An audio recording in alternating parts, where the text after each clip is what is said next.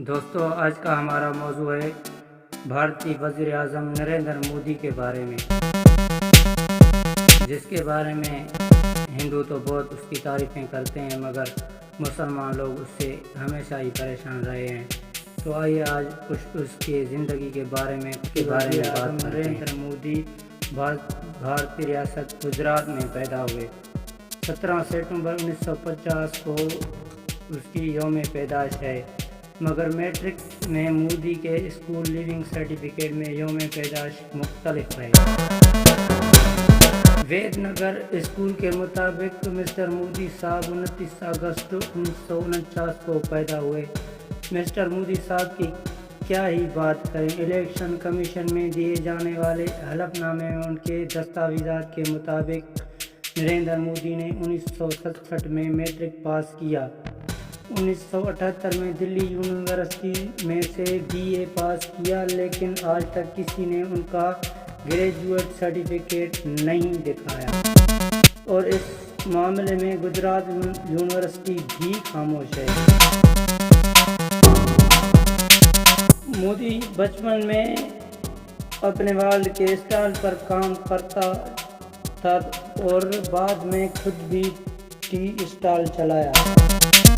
8 سال کی عمر میں مودی کا تعلق انتہا پسند جماعت RSS سے جڑ گیا تھا،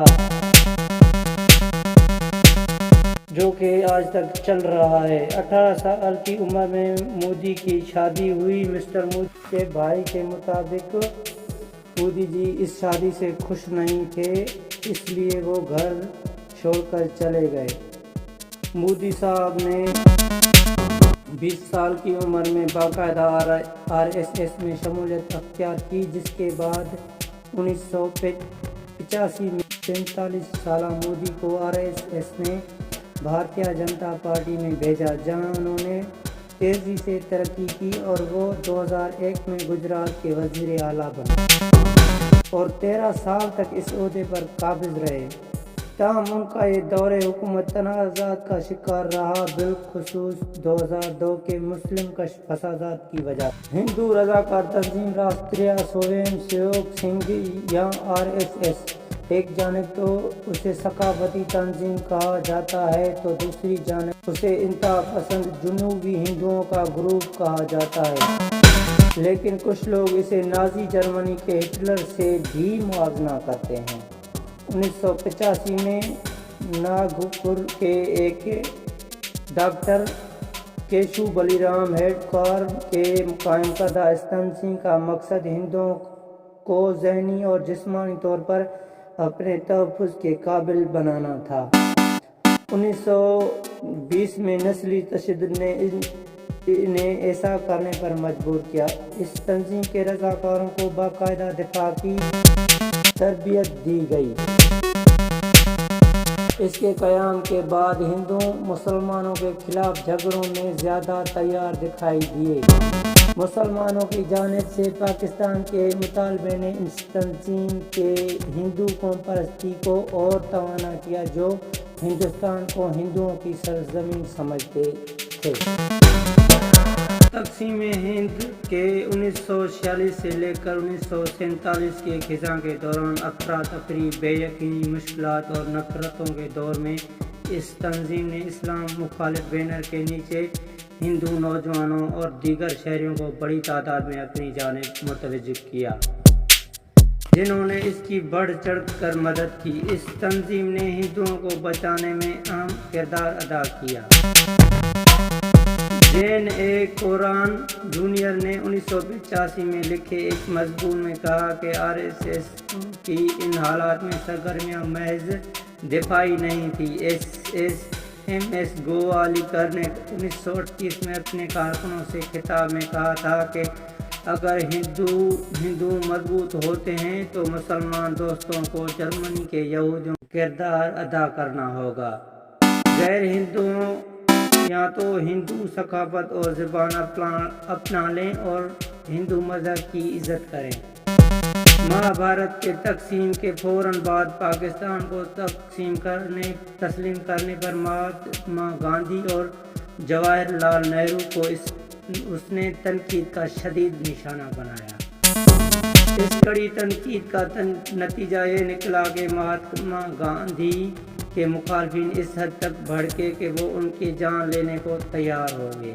میں سے ایک نتھو رام گوڈسے نے 3 جنوری 1948 کو مہاتما گاندھی کو مسلمانوں کے علیحدہ ملک کے مطالبے کی حمایت کی وجہ سے گولیاں مار کر قتل کر دیا۔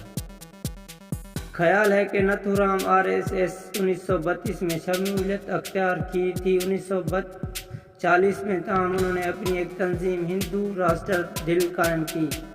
انہوں نے RSS کو خیر آباد کہا ہی اس وجہ سے تھا کہ ان کے مطابق وہ تقسیم ہند کے مسئلے پر نرم پڑ رہی تھی۔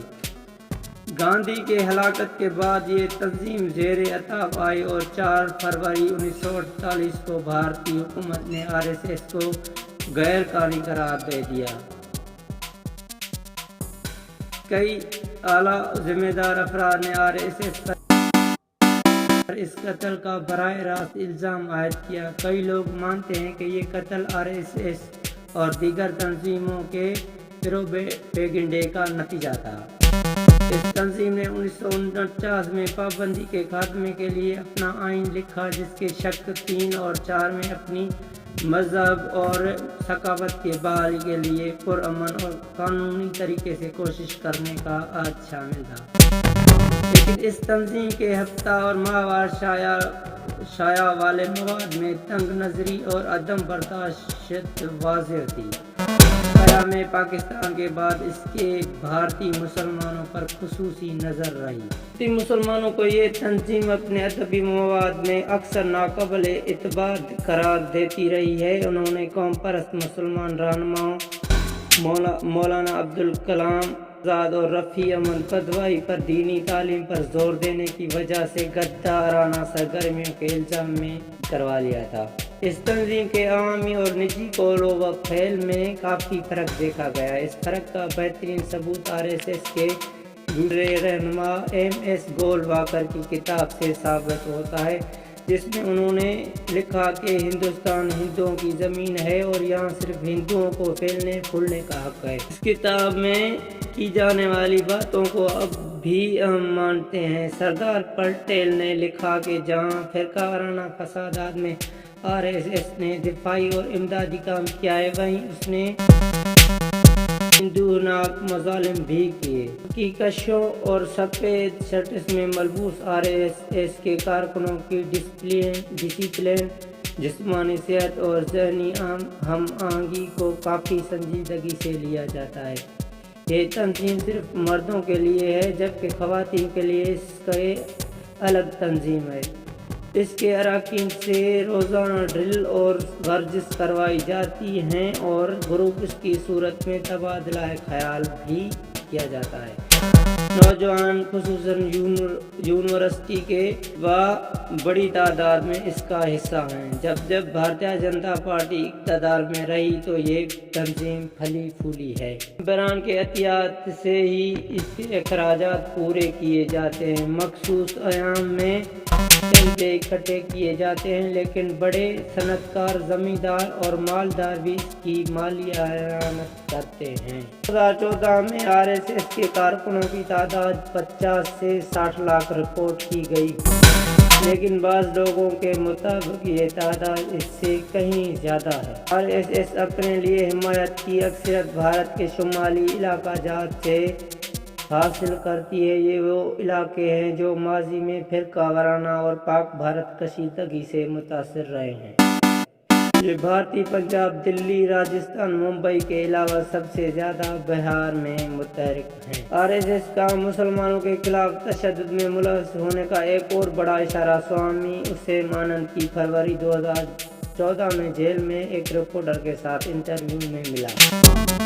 رپورٹر نے اپنے آپ کو ایک وکیل ظاہر کرتے ہوئے ان سے بات کی تھی۔ سوامی پر اجمیر درگاہ، مکہ مسجد اور سمجھوتا ایکسپریس میں دھماکے کے الزامات میں گرفتار کیا گیا تھا، لیکن ایک ایک کر کے تمام الزامات سے عدالت نے بری کر دیا تھا۔ اس انٹرویو میں زعفران دہشت کہلوانے والے سوامی نے الزام لگایا تھا کہ بھارت میں دہشت گردی کے واقعات میں RSS ملوث تھی۔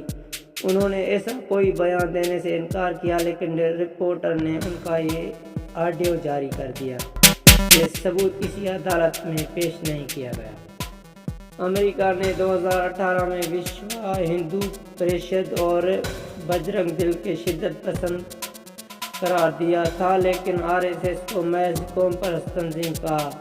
اس تنظیم کے سابق کارکن جیانت شیل مندراس اسے دہشت گرد تنظیم نہیں مانتے۔ وہ تاہم تسلیم کرتے ہیں کہ اس کے بعض پہلو جیسے کہ مذہب پر وہ کافی سخت گیر ہے، لیکن یہ ان کے مطابق بھارت کے مسلمانوں اور دیگر مذاہب کے لوگ بھی کرتے ہیں۔ اکثر لوگ RSS کا شدت پسندی سے تعلق اگر نہیں مانتے ہیں تو شک ضرور کرتے ہیں۔ اب یہ تنظیم کی یا افرادی سطح پر اس کے اراکین کا کام تھا، اس پر تحقیق کی ضرورت ہے۔ مودی ایک ایسے قائد کے طور پر سامنے لائے گئے جو پاکستان کو سبق دے سکتا تھا اور اعلیٰ ذات کی خواہشات کی تکمیل بھی کر سکتا تھا۔ قوم پرستی کے جذبے کو اس حد تک پروان چڑھایا گیا کہ نوٹ بندی اور GST کے بد اثرات نظر انداز کر کے لوگوں کے ووٹ BJP کو مل گئے۔ BJP 2019 کا الیکشن بھی جیت گئی۔ یہ سوال یہ ہے کہ BJP الیکشن کیوں اور کیسے جیتتی ہے؟ اس سوال کے ساتھ مزید کئی سوال جڑتے ہیں۔ مثلاً اگر یہ مان لیا جائے کہ ملک میں 2014 سے مودی کی ہوا چل رہی ہے تو یہ سوال لازمی ہے مودی کی ہوا کیوں چل رہی ہے؟ اگر ایسی کوئی ہوا ہے تو نوٹ بندی کا اس پر کوئی اثر کیوں نہیں ہوا؟ اگر یہ مان لیا جائے کہ BJP کی کامیابی میں RSS کا بڑا ہاتھ ہے تو یہ سوال اٹھ کھڑا ہوگا کہ RSS کس طرح سے BJP کی مدد کرتی ہے۔ یہ سوال بھی سامنے آئے گا کہ فرقہ وارانہ کشیدگی کے اثرات الیکشن کے ہار اور جیت پر پڑتے ہیں۔ مزید اگر یہ مان لیا جائے کہ BJP ناقابل تسخیر ہے تو یہ سوال پوچھا جائے گا کہ اگر واقعی ایسا ہے تو بہار اسمبلی کے الیکشن میں اسے کیوں شکست دی؟ کیوں MP اور راجستھان اس کے ہاتھ سے نکل گئے؟ اور یہ کہ آئندہ BJP کی کامیابی کا انحصار کن باتوں پر ہے؟ ایک انگریزی کتاب how the BJP wins BJP کیسے جیتی ہے منظر عام پر آئی تھی۔ کتاب اتر پردیش کے اسمبلی الیکشن کے بعد لکھی گئی تھی اور راس میں بہار اسمبلی الیکشن کا تفصیلی حوالہ بھی شامل ہے۔ اس کتاب میں کسی سے اپنی وفاداری کا اظہار کیے بغیر غیر جانبداری کے ساتھ مصنف پرشانت جھا نے مذکورہ سوالوں کے جواب دینے کی ایماندارانہ کوشش کی ہے اور اپنے اس کوشش میں وہ یقیناً کامیاب رہے ہیں۔ پرشانت جھا ایک صحافی ہیں۔ وہ آج کے نیپال پر ایک کتاب لکھ چکے ہیں۔ یہ ان کی دوسری کتاب ہے۔ اس کے لیے جہاں انہوں نے BJP اور RSS کے رازداروں سے بات کی ہے، وہیں عام لوگوں سے ملاقاتیں بھی کی ہیں اور ملک بھر کا سفر کر کے BJP کے عروج اور زوال کی بنیادی وجوہات کا کھوج بھی لگایا ہے۔ اس کتاب میں سب سے بڑی خوبی یہ ہے کہ اس نے جو سوال قائم کیا ہے، یعنی BJP کیسے جیتتی ہے، اس کا جواب دینے سے کہیں بھی بھٹکتے نہیں ہے اور غیر جانبداری سے ہندوستان کی سب سے طاقتور الیکشن مشین پر ایک نظر یہ کتاب کا ضمنی الیکشن ہے کر اس کے اندرون کو عیان کر دیتی ہے۔ 2019 کے الیکشن میں مودی اور BJP کے جیت کے بعد پرشانت جھا نے کتاب میں جو کچھ لکھا ہے وہ ثابت ہو گیا ہے۔ پرشانت جھا نے اپنے کتاب کو 8 ابواب میں قسم کیا ہے اور اس میں پہلا باب تعارف کا ہے، یعنی اپنی ساری بات انہوں نے 7 ابواب میں کی ہے اور پورے کتاب کو 228 صفحات میں سمیٹ دیا ہے۔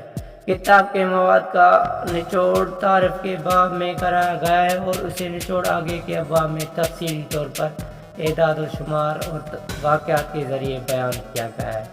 کتاب کا دوسرا باب مودی کے عنوان سے ہے۔ چونکہ کتاب کا مودی ہوا ڈھانچہ اتر پردیش کے 2017 کے اسمبلی الیکشن پر کھڑا کیا گیا ہے، اس لیے بات وہیں سے شروع کی گئی ہے پرشانت جھا لکھتے ہیں نہ یہ بھارتیہ جنتا پارٹی تھی، نہ ہی ریاستی لیڈر تھے، نہ ہی امیدوار تھے، اور نہ ہی یہ راشٹریہ سوئم سیوک سنگھ تھا۔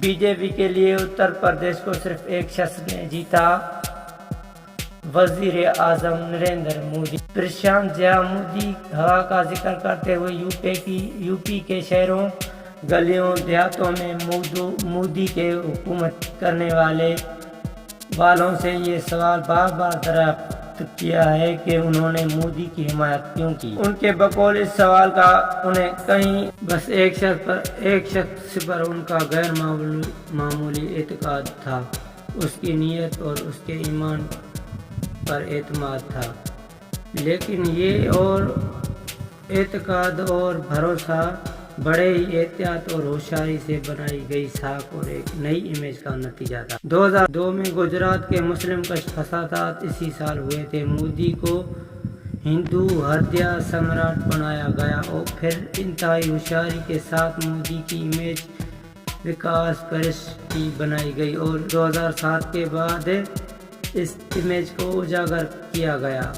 گجرات ماڈل کا خوب ڈھول پیٹا گیا اور ان دنوں ہی امیجوں کی بنیاد پر 2000 کی لوک سبھا الیکشن میں بی جے پی نے تاریخی کامیابی حاصل کی۔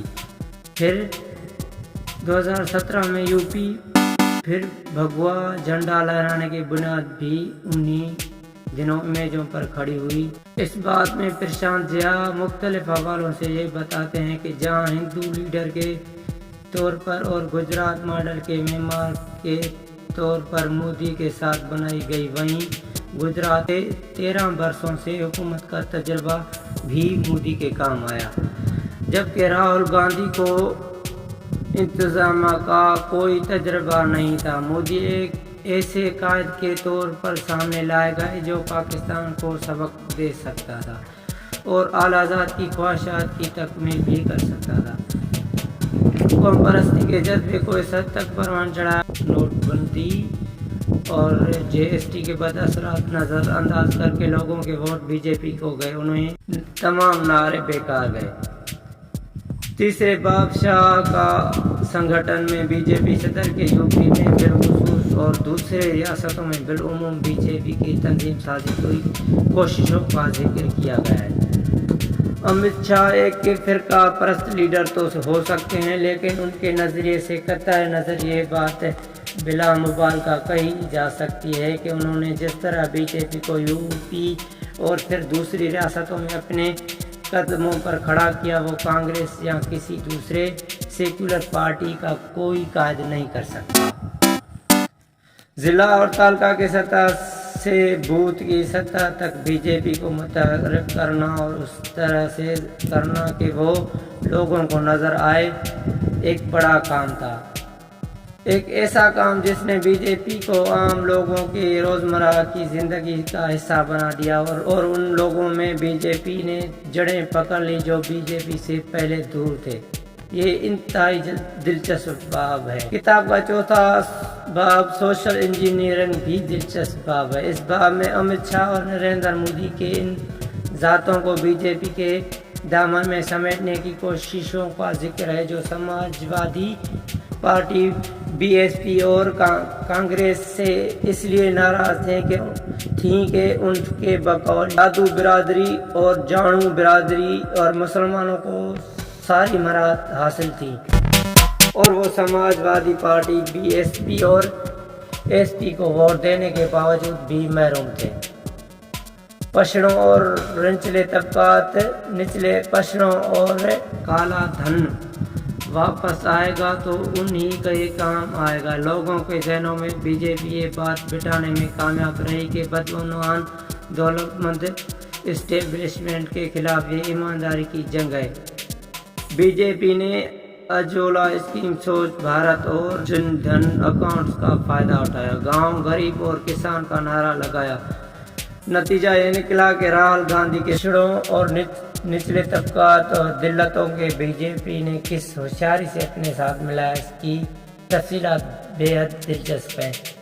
کئی جگہ انہیں یہ احساس دلایا گیا کہ انہیں اعلیٰ ذات پر فوقیت دی جائے گی ان میں جو بااثر تھے انہیں بی جے پی میں عہدے دیے اور اسٹیج پر ساتھ بٹھایا گیا تاکہ یہ واضح پیغام جائے کہ بی جے پی ان کے ساتھ کھڑی ہوئی ہے۔ پرشانت جھا لکھتے ہیں کہ دلچسپ امر یہ ہے کہ امت شاہ نے دھیرے دھیرے پارٹی کو کم مہارت یافتہ افراد کی پارٹی میں تبدیل کیا، ساتھ ہی ان کی حمایت بھی حاصل رکھی جو مہارت یافتہ تھے۔ وہ مزید لکھتے ہیں بی جے پی نے او بی سی کو زیادہ سے زیادہ ٹکٹ دے کر تمام ذاتوں کو پہلے کے مقابلے کہیں زیادہ بڑے پیمانے پر ہندو ایکتا کی ڈور میں باندھ دیا۔ 5ویں باب میں اس سوال کا جواب دیا گیا ہے کہ آر ایس ایس کس طرح الیکشن میں بی جے پی کی مدد کرتی ہے۔ زیادہ تر انتخابی مقابلوں میں بی جے پی کو سنگھ کی مدد حاصل رہی ہے، لیکن آر ایس ایس نے اپنے پورے تنظیمی ڈھانچے، ذرائع، افراد اور سنگھٹن کو متحرک کر کے جس بڑے پیمانے پر 2014 میں بی جے پی کی مدد کی ویسے پہلے کبھی نہیں کی تھی۔ سنگھ کس طرح سے مدد کرتے ہیں اس پر روشنی ڈالتے ہوئے وہ مزید لکھتے ہیں سنگھ کا کام بظاہر سیدھا سادہ ہے، گھروں سے رائے دہندگان کو نکال کر بوتھوں تک پہنچانا، لیکن اس آسان کام کے لیے جو سیاسی نتائج کو تبدیل کر سکتا ہے، صحیح دہندگان کو شناخت کر کے ان تک ذاتی طور پر پہنچنے، انہیں قائل کرنے، سازگار سیاسی ماحول تیار کرنے، تنظیمی مدد بالخصوص ان علاقوں میں جہاں پارٹی کمزور ہو، اور طلباء، مزدوروں، خواتین اور قبائلیوں کے ساتھ بڑے پیمانے پر تنظیمی کام کر کے ان کے نیٹ ورک کو متحرک کرنے کی ضرورت ہوتی ہے، اور آر ایس ایس یہ کام بغیر سامنے آئے کرتی چلی آئی ہے۔ 2014 اور 2017 میں اس نے یہ کام بڑے پیمانے پر کیا، لیکن صرف امیج ساکھ، مضبوط تنظیمی ڈھانچے، سوشل انجینئرنگ یا آر ایس ایس کے بڑے پیمانے پر مدد سے ہی کوئی الیکشن نہیں جیتا جا سکتا۔ الیکشن جیتنے کے لیے ہندو مسلم اتحاد بی جے پی کے لیے اہم عنصر ہمیشہ رہا ہے۔ کتاب کا 6واں باب دی ایش ایم چناؤ یعنی ہندو مسلم چناؤ کے عنوان سے ہے۔ پرشانت جھا اس نے باب میں پوری تفصیل ساتھ بی جے پی کے ان حرکتوں سے پردہ اٹھایا ہے جو وہ ہندوؤں اور مسلمانوں میں فرقہ وارانہ تناؤ پیدا کرنے کے لیے جائز سمجھ کر کرتے چلے آئے اور 2019 میں بھی کیا ہے۔ پرشانت جھا لکھتے ہیں کہ اپنے اس مقصد کے لیے بی جے پی پیگنڈے اور جھوٹ کا سہارا لیتی چلی آئی ہے۔ وہ مسلم مخالف فسادات ملوث رہی ہے اور اس کے نتیجے میں جو غصہ اور تشویش پیدا ہوئی ہے اس کا فائدہ اٹھاتی رہی ہے۔ بی جے پی چھوٹے پیمانے پر لیکن نہ ختم ہونے والی کشیدگی پیدا کرتی اور پہلے سے پائے جانے والی کشیدگی کو مزید ہوا دیتی ہے تاکہ دوستوں، پڑوسیوں، دیہاتوں اور ورکروں میں مذہبی بنیاد پر دراڑ پیدا ہو جائے۔ اس طرح بقول مصنف بی جے پی کے جھولے میں ووٹ بھی اگرتے ہیں اور اس سے ہندو سماج کے متحد کرنے کا موقع بھی حاصل ہو جاتا ہے۔ جہاں مظفر نگر فسادات کی مثال دیتے ہیں، یہ فسادات جھوٹے پروپیگنڈے کا نتیجہ تھے۔ جھوٹی ویڈیو سوشل میڈیا پر پھیلائی گئی تھی اور بی جے پی کو یہ ثابت کرنے میں کس طرح کی شرم نہیں محسوس ہوئی تھی۔ ہندو مسلم اتحاد کو ہوا دینے میں بی جے پی کا یہ پروپیگنڈا خوب کام آیا کہ اس ملک میں وہ سیاسی پارٹیاں جو خود کو سیکولر کہتی ہیں مسلمانوں کے منہ بھرائی کرتی چلی آ رہی ہیں اور ہندوؤں کو نظر انداز، یہ وہ پروپیگنڈا تھا جس نے بہت سارے ہندوؤں کو مسلمانوں کے خلاف اکسایا اور اس کے نتیجے میں بی جے پی کو سیاسی فائدہ حاصل ہوا۔ ایک پروپیگنڈا ہندوؤں کے غیر محفوظ ہونے کا بھی تھا۔ مثال کیرانہ کے لیے لیں، یہ جھوٹ پھیلایا گیا کہ مسلمانوں کے ظلم سے تنگ آ کر ہندو کیرانہ چھوڑ کر دوسری جگہ منتقل ہو رہے ہیں۔ سماج وادی پارٹی کو مسلم نواز پارٹی کے طور پر پیش کیا۔ بی جے پی نے خود کو ہندوؤں کا محافظ قرار دیا۔ لو جہاد کے نعرے نے بھی ہندوؤں کے غیر محفوظ ہونے کے احساس میں شدت پیدا کی اور بقول پرشانت جھا بی جے پی سارے جھوٹے پروپیگنڈے ڈھٹائی اور بے شرمی کے ساتھ کرتی رہی۔ 2017 میں بی جے پی ہندوؤں کی یہ احساس دلانے میں کامیاب تھی کہ یو پی مسلمانوں یعنی دہشت گردوں سے بچانے کے لیے ہندوؤں کا جاگنا اور بی جے پی کو ووٹ دینا ہوگا۔ لیکن پرشانت جھا اس کی حقیقت کی طرف توجہ دلاتے ہیں کہ اگر اپوزیشن اپنے کارڈ صحیح طور پر کھیلتی تو ہندو کارڈ بی جے پی کی کامیابی کی ضمانت نہیں ہے۔ جیسے کہ 2015 میں بہار میں بی جے پی وہاں لالو اور نتیش گٹھ بندھن کے مقابلے ہاری تھی۔ کتاب کے باقی کے 2 ابواب میں سے ایک ابواب میں اس کا جواب دینے کی کامیاب کوشش کی گئی ہے کہ نارتھ ایسٹ میں بشمول کشمیر بی جے پی کے قدم کیسے جب میں دوسرے باب میں اس سوال کا جواب دیا گیا ہے کہ بی جے پی کا مستقبل کیا ہے۔ جہاں نارتھ ایسٹ کا سوال ہے جہاں بتاتے ہیں کہ بی جے پی نے دوسرے سیاسی پارٹیوں کی اہم لیڈروں کو اپنے ساتھ ملانے کے لیے ہر طرح کی حربے آزمائے اور انہیں ساتھ ملا کر سیاسی فوائد اٹھائے۔ اس نے مغربی بنگال میں ممتا بنرجی کو کمزور کرنے کے لیے یہی کھیل کھیلا۔ جہاں تک بی جے پی کے مستقبل کا سوال ہے، جہاں بتاتے ہیں آج بی جے پی حاوی ہے تو اس کا قطعی یہ مطلب نہیں کہ وہ ناقابل تسخیر نہیں ہے۔ بلا شبہ گزشتہ 3 برسوں کے دوران کئی جگہ وہ ہاری ہے اور اس کے بہت سارے کمزوریاں سامنے آئی ہیں۔ بی جے پی کی ہار اور جیت کا انحصار کانگریس اور علاقائی سیاسی پارٹیوں کے اتحاد اور سیکولر انصاف کے ان جگہوں پر جنہیں وہ خالی چھوڑ چکے ہیں پھر قابض ہونے پر ہے۔ بصورت دیگر بی جے پی جیتتے رہے گی اور مودی وزیر اعظم کے گدی پر بیٹھتے رہیں گے۔ بی جے پی کا تازہ جیت یہ ثابت کرتی ہے کہ کانگریس اور علاقائی سیاسی پارٹیوں نے گزشتہ ہار سے کوئی سبق نہیں سیکھا۔